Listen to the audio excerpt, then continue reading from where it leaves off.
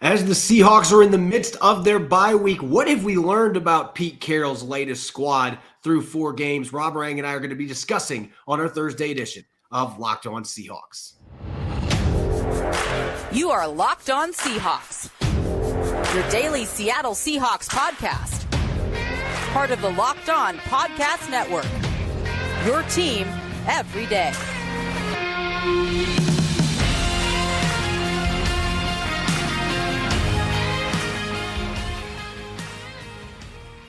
Greetings, 12. This is Corbin Smith, host of the Locked On Seahawks podcast, your daily Seahawks podcast, part of the Locked On Podcast Network, your team every day. Glad to be joined, as always, by my co-host in crime, Rob Rang, and a special thanks to each and every one of the 12s out there, whether you're listening in Bobby Wagner's former college stomping grounds in Logan, Utah, or you are checking out the show listening from Baton Rouge, Louisiana in LSU country. We greatly appreciate each and every one of you making Locked On Seahawks your first listen 5 days a week. Since we are in the midst of the bye week, we are going to continue our first quarter breakdowns, report cards on the defensive side of the football. We'll also have our first quarter award winners and some superlatives thrown in there as well. A jam-packed episode coming your way. So let's get to it. Now for your lead story here on our Thursday edition of the Locked On Seahawks podcast. We're only 4 games into the season, but that's a big enough sample size that you can generally start to paint a picture of what a football team in the NFL is going to look like. And obviously these teams like the Seahawks are not complete projects, Rob, but we are already 4 games into the season. You've had a chance to start to figure out which teams are contenders, which teams are pretenders, and which ones maybe are a bit shrouded in mystery at this stage. And the Seahawks at 3-1, they've been able to recover from that season-opening loss to the Rams, and they are right in striking distance of the San Francisco 49ers in the NFC West. 4 games into this 2023 season, Rob, what is something that you feel like you have a clear idea that we have learned about this football team so far? Well, I think that the biggest thing, the easiest way of just articulating it is just that the Seahawks depth at virtually every single position is better than we saw a year ago. And you know me, Corbin, I'm always going to be talking about the rookie classes, the second year classes, but I think that a significant storyline here is the fact that Seattle's free agent additions in terms of veterans have also played a significant role in the Seahawks being able to have the success that they have had so far. You know, again, you know me, I'm always going to be highlighting the Devin Witherspoons or whoever the flashiest rookies, the Kenneth Walker the thirds, Rick Woolen, always going to be highlighting those type of players.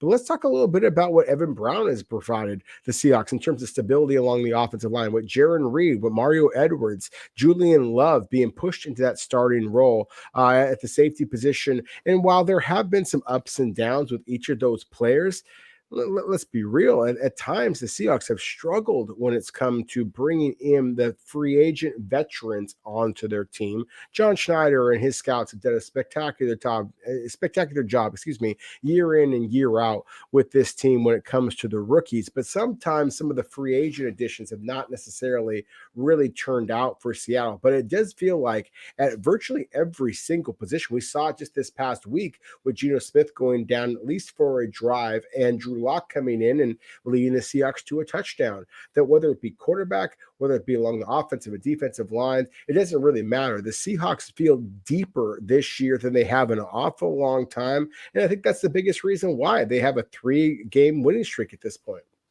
Yeah, that was the first thing that stood out to me when we were preparing for the show is this team across the board. It isn't like it's just a couple positions. And we can emphasize the offensive line because that is where most of the injuries have been at. And just think about it, Rob. If this would have happened in, say, 2017, when Seattle was starting players like Luke Jokel on the offensive line, which that was already a struggle with the starting lineup. If you had a couple of those players go down and you had to throw backups in, it was game over for the offense. You couldn't function as an offense. But this team with Oluwatimi and Anthony Bradford playing well in their first snaps and what they've gotten from Jay Curhan and Stone Forsythe in 3 games replacing Charles Cross and Abraham Lucas right there by itself, that's something we have learned. That's the best depth that we have seen at the offensive line, maybe in the entire Pete Carroll era. But it isn't just that position. Look in the secondary. They had no Trey Brown or Artie Burns or Kobe Bryant against the New York Giants, and they still played well in the secondary. And that's with Jamal Adams going down after 9 plays with a concussion in his 2023 debut. So you're seeing the depth at all these positions. At linebacker, Devin Bush would start for a lot of teams.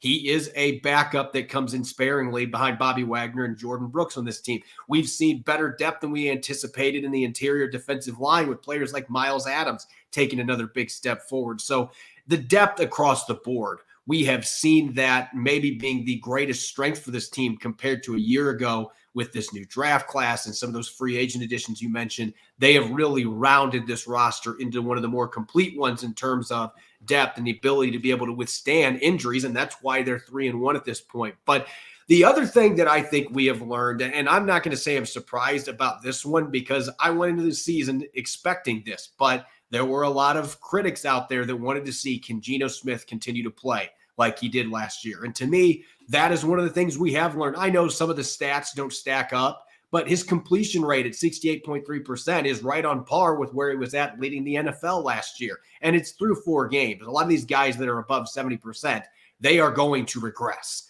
Geno Smith, it feels like he can stay in that area because he is such an accurate quarterback and has such command of this offense.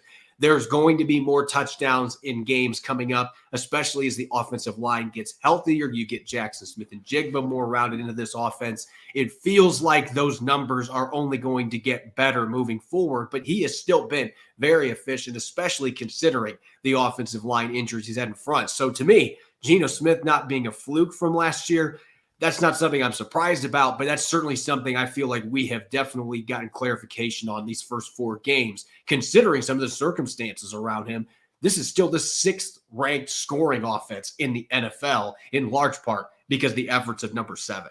Yeah, no question about it. I mean, he's been spectacular. We're going to talk a little bit more about Geno Smith moving forward here, but I have to agree with you. I think that what he's been able to do, the fact that he is, basically a percentage point off of what he produced a year ago when he was the NFL's comeback player of the year, a season in which he had a 3-to-1 touchdown to interception ratio. Right now, that's 5-to-1. So I think that in some ways he's been even better this season than he was last year, despite all of those expectations, despite the fact that Seattle's offensive line has basically been a turnstile in terms of who is available for Seattle to play at this point. So to me, that is definitely something that, again, as we talked about just a second ago, what we've learned from the Seahawks is that Geno Smith's season a year ago was no fluke. This guy is a legitimate baller. When it comes to things that I was surprised, though, is that I am still a little, in terms of questions, I should say, that I still have about the Seahawks. I still have some concerns about whether this is just a little bit of a mirage at this point. Is it just the first quarter of the season? Is this a club that is going to kind of, struggle a little bit once they play the absolute best teams? I do believe, as we talked about throughout the offseason, this is a legitimate playoff contending kind of club. But, Seahawks fans out there are a touch spoiled. They expect playoffs. That's what Pete Carroll has brought this franchise for, the better part of a decade and a half now. But are they a legitimate Super Bowl contender? That, to me, is the biggest question that we have moving forward. We know the San Francisco 49ers in the NFC West right now have the lead. Can they sustain it? The Philadelphia Eagles, in my opinion, remain the most talented team from top to bottom in all of the NFL. What happens when the Seahawks play that caliber of team? And that, to me, remains the biggest question mark moving forward. And I'll actually, because it's a little bit of a cliche, let me just kind of specify that a little bit more. Can the Seahawks stop the dominant running games in all of the NFL? That, to me, is still one of the biggest concerns that I have about this club. It feels like this club, their production against the best running games that they've seen so far has been spectacular. In the top 5 in terms of run defense so far. But what happens when you play the Eagles, when you play the 49ers, when you play the Dallas Cowboys? Can they live up to the statistics that they've demonstrated to this point? Yeah, and I think the big question mark for me, and it's crazy that I'm saying this right now because they're sixth in scoring, as I just mentioned, but I look at the offensive line and the fact they haven't been able to play their starters together. I look at the fact that Jackson Smith and Jigba has less than 70 receiving yards through 4 games, has yet to score a touchdown. That DK Metcalf and Tyler Lockett, their numbers, while good, are not great compared to what they normally put up this time of year. And the run game is starting to find traction, but there's been some hiccups in there. What is the ceiling for this offense? And there's some excitement with that question, and also some, how much better can Geno Smith get? How much better can he get with the guys around him if the offensive line is full strength? What can this offense look like? So there's some excitement, and yet at the same time, there is some mystery there, what this team can really become on the offensive side of the football. And that could go a long way towards determining whether this team is going to be competing just to make a playoff spot again or to be a contender to push for a Super Bowl bid in January and early February. Coming up next, we are going to be dishing out our first quarter awards here on the Locked On Seahawks podcast. So top offensive player, top defensive player, and much more.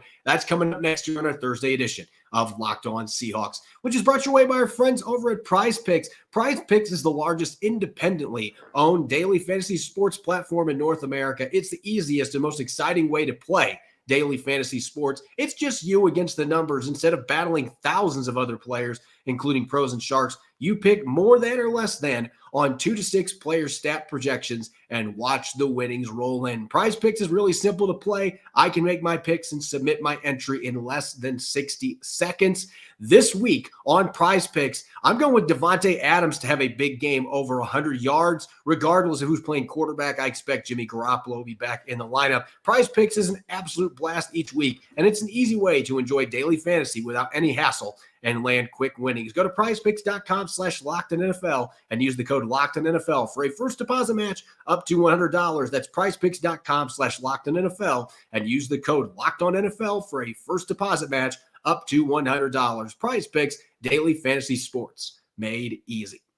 You're listening to the Thursday edition of Locked On Seahawks. This is your host, Corbin Smith. Glad to be joined, as always, by my co-host in crime, Rob Rang. And a special thanks to each and every one of the 12s out there for making Locked On Seahawks your first listen 5 days a week. We greatly appreciate it. Don't forget to tune in tomorrow. We will have our Blue Friday edition episode, Nick Lee and myself. And we are actually going to have a little bit of competition here on our Friday with no game to look forward to in the weekend. We're going to see who's got the bragging rights so far with our picks to click. We've got a very sophisticated grading system. So it's going to be a lot of fun. Make sure that you are listening in. Let's get to our first quarter awards, Rob. And this is one of our favorite segments that we do periodically throughout the season. We'll have a midway point, maybe a 3/4 point of the season as well, where we will be dishing out some awards. And it's always fun to take a look at who the best players have been at certain position groups and on offense and defense and things of that nature. So we're going to start with the top offensive player on the Seahawks. They're the 6th best scoring offense in the league, even though they haven't clicked on all cylinders in all 4 games. There's been some injuries, but there are several players that could potentially be a candidate to be selected for this award. There are several candidates, and maybe it's just because I'm the short, fat guy in the room that I'm going to go with the low-hanging fruit, and that just being Geno Smith at this point. I just think that, as we just articulated earlier, he's basically completing passes at within a percentage point. I think it's 68.3%, just under 70%, which Pete Carroll had talked about throughout the Russell Wilson era was always the goal. Geno Smith nearly accomplished that a season ago. He is right there again this year. And as I mentioned, a 5-to-1 touchdown to interception ratio is pretty damn good. And so that definitely, just from a statistical standpoint, I think is impressive about Geno Smith. But I don't care about stats. I just watch the tape and the type of throws that I've seen Geno Smith make, the way that he is being able to take the ball, step up into the pocket, be able to avoid sacks most of the time. We all remember some of the ugly sacks that he took on early in the season, but he is basically just with his pure accuracy. That to me makes him I wouldn't say he's the slam dunk offensive player of the year at this point. I think, again, as we just mentioned, there are some other candidates out there, but I think that you're kind of avoiding the obvious storyline if you're going with somebody else, because Geno Smith has been that good. To me, he's been Pro Bowl caliber and a huge part of why Seattle has had the success so far. 3-1, 3 victories in a row that they've had so far this season. Yeah, it'd be easy to go with Geno Smith, but I've been talking about Ken Walker III the last couple of weeks and the impact that he's having on this offense. And I got to go with K9 because I feel like this offense has been humming when he has been humming. He has kind of been that catalyst for this football team. And you look at some of the numbers that he has put up, Rob, 283 rushing yards. He's already more than halfway to his 9 touchdown total on the ground a year ago. He's got 5 of them. He's been much more effective in the short yardage situations. And you look at some of the other statistics. He is in the top 3 in the NFL right now in yards after contact. He is in the top 3 in missed tackles forced. He is in the top 5 in 10-plus yard runs. He has been a dynamic force. And the thing that I feel like has to be emphasized here, this is a complete package thing for me. I'm not just looking at the run game. He has been one of the best pass protecting running backs in the league this year. Think about where he has come from his rookie season, where he came into the NFL. That was his biggest weakness, is his inability to come up and be able to protect against blitzes. He has got so much better in that regard. He's almost halfway to his receiving total already in these first 4 games as well. So you consider the injuries they've had on the offensive line in front of him. For Ken Walker III to be putting up the numbers that he is, both as a runner and as a receiver, what he's done improving in pass pro, he is my pick right now as the top offensive player for the Seahawks for the first 4 games. Now let's flip the script to the other side of the ball on defense. And I have a feeling that you are going to pick somebody that maybe listeners aren't anticipating here. Well, yeah, for defensive player of the year, I think if we're going to say it on an offensive side that there is a number of options, I think on the defensive side, there are just, a plethora of options out there. And to me, the guy that I definitely want to highlight here, I was excited about when the Seahawks re-signed him, and maybe that's a hint right there, although it's probably not the player that you're thinking. I'm going to go with Jarran Reed. And the reason why I'm going to go with Jarran Reed is because we've seen some of the splashy performances that he's had so far. And if you're watching on YouTube, you can see 16 tackles, 2 sacks, 6 quarterback hits, and obviously the kind of special little hip wiggle move that he is demonstrating there, Michael Bennett-esque type of a move there. To me, what is most exciting about it, Corbin, is that when the Seahawks allowed Al Woods to leave via free agency, I was one of those who was very concerned about that. And then I look at what Al Woods has done for the New York Jets, where he basically has a third of these tackles. He doesn't have any sacks at this point. I had huge concerns about what the Seahawks were going to be able to do in terms of run defense. And again, there's all kinds of statistics out there. I just know the Seahawks have basically been able to gum up the run defense that was lacking a season ago, even with big Al Woods in the middle. Jarran Reed has provided toughness. He's provided a pass rush as well as physicality in terms of the running game. And I think that he's just provided the veteran leadership that, frankly, the Seahawks were lacking a year ago. So I think that you could make an argument for a lot of different players on the defensive side of the ball, but I think that Jarran Reed has been as impressive and as important as any of them. This really was a 3-horse race for me, and I strongly considered Uchenna Nwosu because even though he doesn't have a team lead in sacks to this point, he has been extremely disruptive in all 4 games. But I've got to go with the guy that was on our show yesterday, and that's not why I'm picking him, but Bobby Wagner has continued to show and continued to demonstrate that he is a top-tier linebacker still, 12 years in the NFL.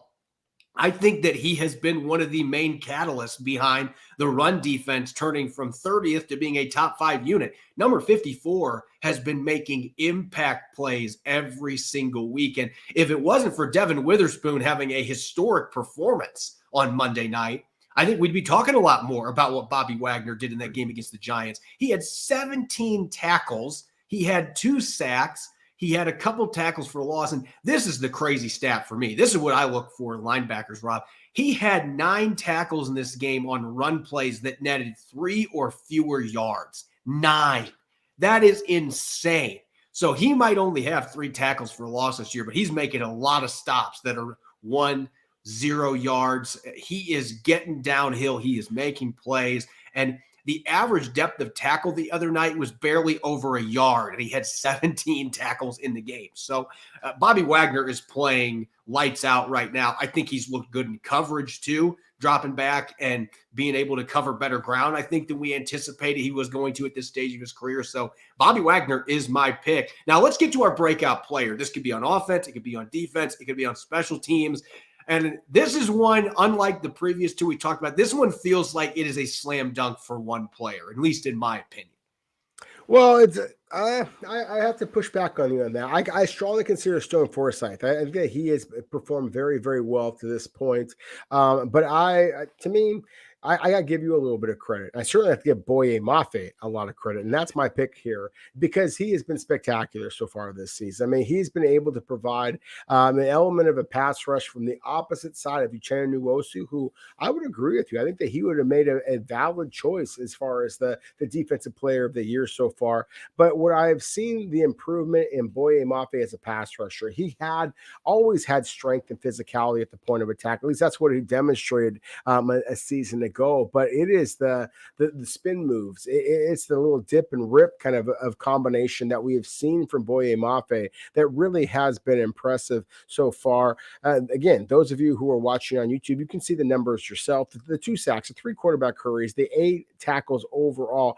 8 tackles doesn't sound like much, except when you consider the fact that you're playing on the perimeter there. And so it's going to be difficult to generate tackles. But the impact plays that Boye Mafe has provided the Seahawks, to me, I think makes the case for itself of why he's the breakout player of the year so far for this club. Yeah, agreed on all counts. And to me, I like you mentioned Stone Forsythe. I don't know that I would say he's a breakout player, but he has certainly been much better than we anticipated that he was going to be. I actually thought about Miles Adams on this particular category. Evan Brown was a player I thought about. I just feel like he's playing really good football right now at the center position, even left guard in this last game for the Seahawks. But Boye Mafe has been a revelation. Going back to training camp, Pete called him the most improved player. He is showing it on the field. So that one was pretty simple for me. Now, top free agent, this is going to be a tricky one because there have been a lot of free agents that have come in and made an impact for the Seahawks. Rob, as you mentioned in the opening segment, it almost feels like the veteran additions have had an even greater impact than the rookies. And that is saying a lot because the rookie class has still provided quite a few contributions for this football team so far. But as far as top free agent, it would be, you mentioned the low-hanging fruit. Bobby Wagner would seem like the selection there because he was my pick for top defensive player. But I'm looking at pure value here and the fact that Mario Edwards signed in early May and other teams really didn't kick the tires. He was one of those last free agents signed, and he has 12 quarterback pressures in the first 4 games. He had 34 last year for the entire season. He is having a career year right now, rushing the passer. He's been stout against the run. He's brought some physicality and some nastiness to the defensive line. Forced fumble the other night, ended up giving the Seahawks incredible field position, and Geno Smith gets DK Metcalf in the end zone for a touchdown 2 plays later. So he isn't just bull rushing guys and getting pressures. He is making impact plays. He is a key ingredient to the run defense being much improved. And the fact that you got him for peanuts in May, that to me makes him the best value free agent addition for the Seahawks in a really good free agent class. Corbin, I'm going to have to change my vote. I mean, you just convinced me, but I'm going to go again with the low-hanging fruit here. And Bobby Wagner, and not only because he is leading the Seahawks in tackles, not only because he brings a veteran presence. It's just the fact that, again, the Seahawks as a team are playing such quality run defense specifically. And that, again, was the biggest concern that I had and continue to have about this team. But Bobby Wagner has just been able to kind of provide that the instincts, the physicality, and certainly the sure tackling. I'm not going to call out any of the linebackers who played for the Seahawks a year ago, but there was an awful lot of missed tackles out there, and I have not seen any of those from Bobby Wagner. He has 3 tackles for loss so far this season.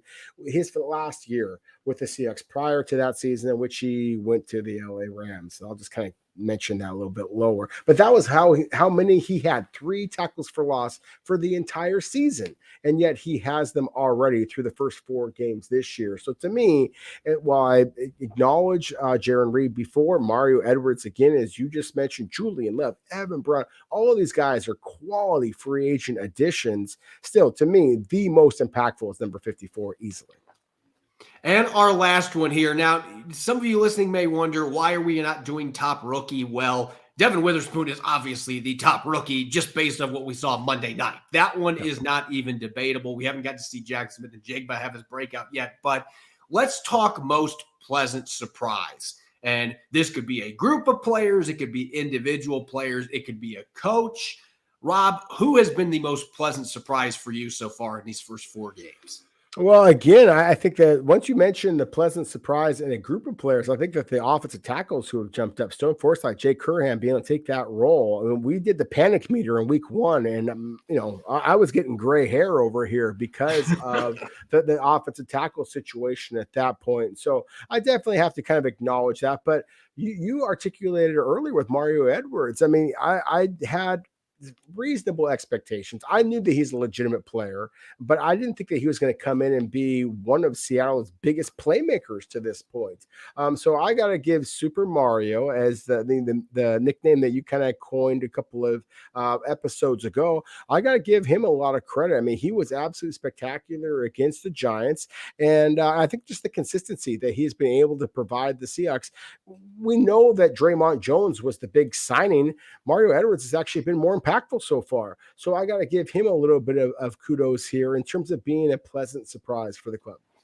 You mentioned Stone Forsythe. That was the pick for me here because I was critical of him throughout training camp in the preseason. I did not think he had a good training camp, and he struggled in the preseason. Now, has he given up some pressures? Absolutely. He and Jake Curhan are both in the top 10, according to Pro Football Focus, in pressures allowed. So it has not been perfect by any means, but he's only given up 2 sacks in 3.5 games as the starting left tackle, and he has played against some really good players in that time. Brian Burns a couple weeks ago in Carolina, the Detroit game, had to deal with all the different edge rushers that they have. And then this past week going against the Giants, they've got several guys to go with Kayvon Thibodeau and Leonard Williams can play outside. And he has continued to play steady football. Not spectacular, but he has been really rock solid. And I don't think anybody saw that coming when he was thrust into the starting lineup for Charles Cross. So kudos to him. To me, he has been the most pleasant surprise. We're going to continue our first quarter report cards on the defensive side of the football with 5 position groups. We'll be getting to those here in a moment on our Thursday edition of Locked On Seahawks, which is brought your way by FanDuel. Get ready for Week 5 in the NFL with incredible offers from FanDuel, America's #1 sportsbook. Right now, new customers can bet $5 and get $200 in bonus bets guaranteed. If you've been thinking about joining FanDuel, there's no better time to get on the action. The app is so easy to use. There's a wide range of betting options, including spreads. The Seahawks this week aren't playing, but you can look at whether the Bengals have an opportunity to cover the spread and maybe get a victory this week. You can look at player props such as Devin Witherspoon's increasing Rookie of the Year odds, over and unders, and much more. So visit FanDuel.com/lockedon and kick off the NFL season with an offer you won't want to miss. FanDuel, official partner of the NFL. Now, a word from our sponsor, BetterHelp. Life can be full of twists and turns and throw a few wrenches at you when you least expect it. So it's important to show yourself through it all and put a focus on your mental health. BetterHelp Online Therapy will assess your needs and can match you with your own licensed professional therapist in less than 48 hours. Therapy worked wonders for me, but don't just take my word for it. Don't take this crazy bald guy's word for it. Having someone in your corner to guide you when you're struggling to navigate obstacles can be invaluable. It's not a crisis line. It's not self-help. It's professional therapy done securely online and available to people worldwide. With therapy, it can take a few tries to find the right fit for you, and BetterHelp is a great way to invest in yourself. BetterHelp has a special offer for our listeners. Get 10% off your first month at BetterHelp.com/LockedOn. That's 10% off your first month of online therapy at BetterHelp.com/LockedOn. You're listening to the Thursday edition of Locked On Seahawks. I'm your host, Corbin Smith. Glad to be joined, as always, by my trusty co-host in crime, Rob Rang. And a special thanks to all the 12s out there, as always, for making Locked On Seahawks your first listen 5 days a week. We greatly appreciate it. Make sure to check out, we've got a new show that is on all of the YouTube channels on the Locked On NFL network. Locked On NFL Kickoff Live. Each Friday, Locked On will go live at 2 p.m. Eastern on every Locked On NFL YouTube channel. Hosts Tanitra Batiste, Jarvis Davis, and Kyle Krabs will break down every game on the NFL slate to get you ready for your team's matchup, your fantasy lineups, your betting angles, and more. Plus, get the in-depth local analysis from our stable of NFL hosts across the country who know these teams better than anyone else. Find Locked On NFL Kickoff Live every Friday at 2 p.m. Eastern on any Locked On NFL YouTube channel. All right, Rob, yesterday we looked at offensive position groups and we put on our teaching hats. Mine has been retired other than for this show. You have a chance to just carry it over from your daily life teaching. But we are now going to dish out our positional grades on the defensive side of the football. And we're going to start in the trenches. And there was not a bigger question mark for this Seahawks football team going into this season than the interior defensive line, with all the turnover, the lack of prototypical nose tackles, you name it. This was the big question mark. And yet 4 weeks into the season, this has surprisingly been a strength for the Seahawks defense. Oh, it really has. I mean, we talked about just a moment ago about the most surprising positional groups or players. I strongly considered defensive tackle. That's why I said that Jarran Reed was, basically the defensive player of the year so far for the Seahawks. I think that there was greater expectations for Dre'Mont Jones, considering what he signed for. But still, you just look at the combination of Jarran Reed, Dre'Mont Jones, the rookie Cameron Young, Miles Adams has made some splashy plays. I think that this has been a kind of a pleasant surprise for the Seahawks. I'm going to go with a B here because I did have higher expectations specifically for Dre'Mont Jones. But again, I think this has been very solid play. The run defense has been superb. The pass rush has been a little bit up and down. I'd like to see that improve here. But to me, a B feels like a good, solid grade for what we've seen over the first 4 games of NFL action. And I'm going to push back on the pass rush being inconsistent because the last 3 weeks, the interior defensive line, I mentioned Mario Edwards, 12 pressures. Most of those have come in the last 2 games. Jarran Reed already has 6 quarterback hits and 2 sacks. Dre'Mont Jones, I know that he hasn't had the sacks, but if you watch the All-22 film, especially the game on Monday night, like there were a couple sacks that ended up going to Bobby Wagner and Jordan Brooks that the reason they happened is because Dre'Mont Jones forced Daniel Jones to step up into the pocket and go right into the linebacker's lap. So I think he is playing better than what his stats bear out to this point. I think he's been more disruptive. Has he played up to his money? That remains to be seen. I'd like to see some more stat line from him, but he has been disruptive. Miles Adams has been fantastic when he's had his opportunity. I thought Cameron Young played lights out the other night, and he was about 3 inches from having his first career sack in that game while being held at that. So I actually am giving this group an A- because when we're looking at expectations, this was supposed to be the weak link for the Seahawks defense. And I'm going to make the argument right now, Rob, I don't know that there's been a position group on this defense that has been better from week 1 to week 4. I mean, the Rams didn't run the football well on the Seahawks in week 1. That is not why they lost that football game.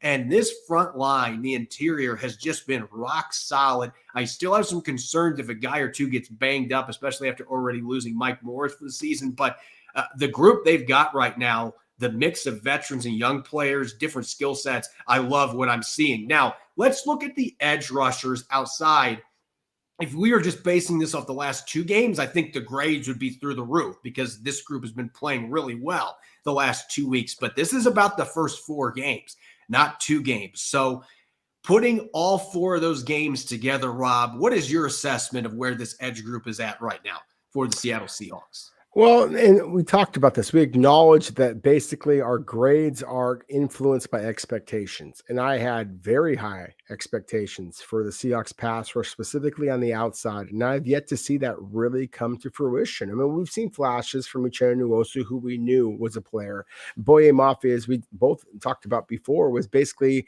among the breakout players for the Seahawks so far. But still, to see Nwosu, to see Boye Mafe right now tied with 4 other guys as far as having 2 sacks so far in 4 games.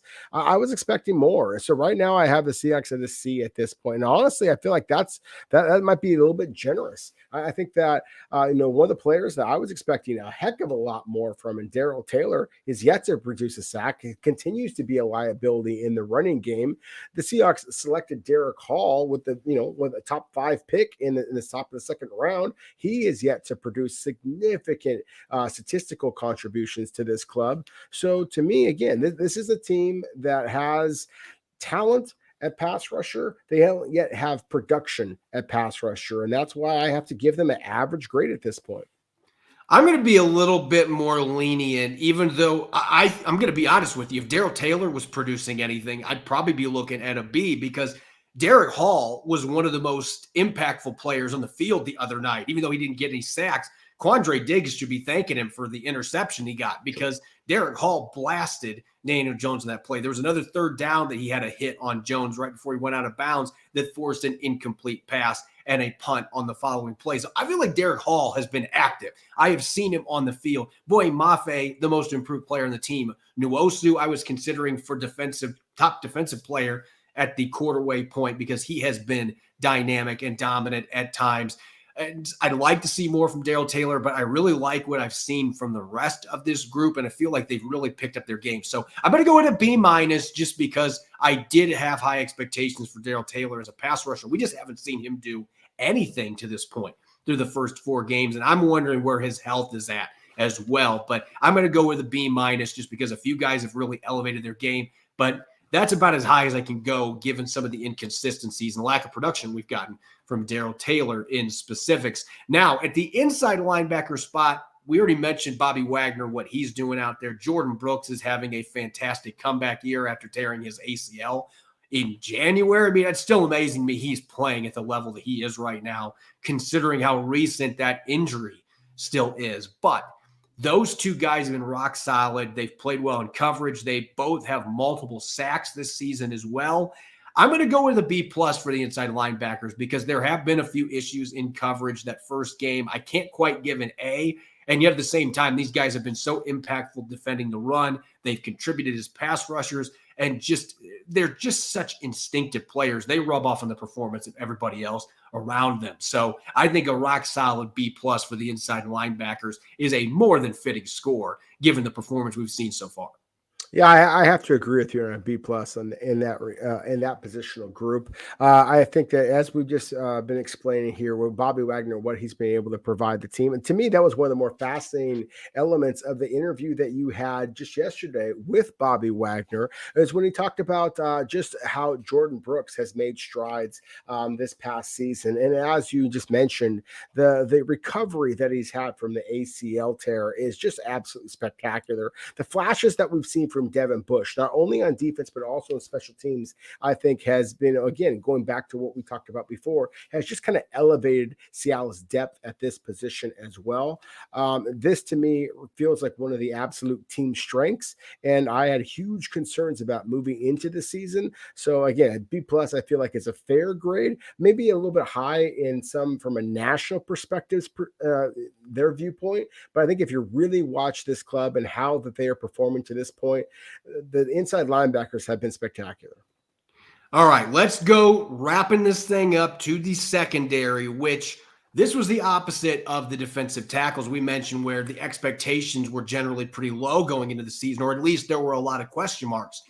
going into the season, the secondary, you had drafted Devin Witherspoon 5th overall. You had a Pro Bowler, Enrique Woolen, coming back. You had Quandre Diggs, another Pro Bowler at safety. You signed Julian Love. You were going to get Jamal Adams back. This was still viewed as the cream of the crop, so to speak, on this roster for talent and having a surplus of depth at both these positions. And yet I can't go above a B- for either one of these position groups to this point. And maybe I'm just being a stickler here, but I think we have seen too many big plays in the passing game in at least the first 3 games. We didn't really see that against the Giants. The defense put it together in that game. Some of that might just be the competition they were playing in that game as well. But as great as Witherspoon has played, I feel like Enrique Woolen in his games has not looked quite like himself, and he sat out a game with a chest injury. He dropped an interception the other day. There's been some big plays given up. They have had defensive touchdowns. So I'm giving a B- at the cornerback position, and I'm giving a C+ at safety because Julian Love really struggled the first couple of games. Quandre Diggs missed more plays than usual the first couple of games, and no Jamal Adams out there. And we got to see him for 9 plays and he gets banged up again. There's just high expectations at both these position groups, and that weighs into my grades being the lowest on the defense so far.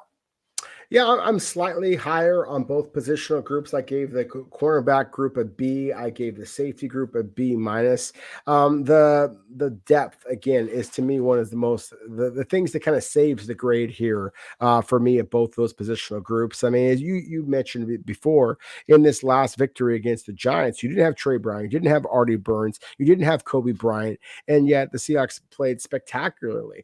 Now, again, there is huge expectations for this team considering the allocation of the draft pick with Devin Witherspoon, the fact that Enrique Woolen is coming off of what should have been the Defensive Rookie of the Year award. But still, it does feel like there's still some improvement that could be made here. And at the safety position, Quandre Diggs has just been a stud. He continues to be a very good football player. I was encouraged by what I saw from Julian Love. It felt like there was more reliable open field tackling and some thumping happening here. And again, I just think that once you get number 33, Jamal Adams, back on the field and being the difference maker that I believe that he can be, then I feel like this is going to wind up being a much better grade in the secondary as a whole. Yeah, I'm believing that the cornerback group and the safety group, as long as they can keep everybody healthy, there's been enough flashes. And when you get all of your players back in full and everybody's able to contribute, those 2 position groups, that's one of the reasons that the grades are as low as they are, because I do have those high expectations that I expect this to be one of the best position groups on the entire roster. And it's just been kind of hit and miss to this point. But getting Devin Witherspoon out there playing the way he did the other night, Enrique Woolen is going to get it going at some point. And there have been some plays that he just hasn't been quite able to finish. That's going to change in coming games as well. So I think there's a lot to be excited about there. I just think the performance hasn't quite lived up to what we were expecting or maybe hoping going into the season to this point. As always, you can follow me on Twitter at Corbin Smith NFL. You can follow Rob at Rob Rang. Subscribe and follow Locked On Seahawks on YouTube and wherever you listen to your podcast to make sure you don't miss a single episode. Coming up tomorrow, a special Blue Friday edition of Locked On Seahawks. Nick Lee and I are going to be putting our picks to click from the first 4 weeks up against one another, and we'll be having a game day thrown in there as well heading into the bye weekend. You won't want to miss it. Thanks for listening in and enjoy the rest of your Thursday. Go Hawks.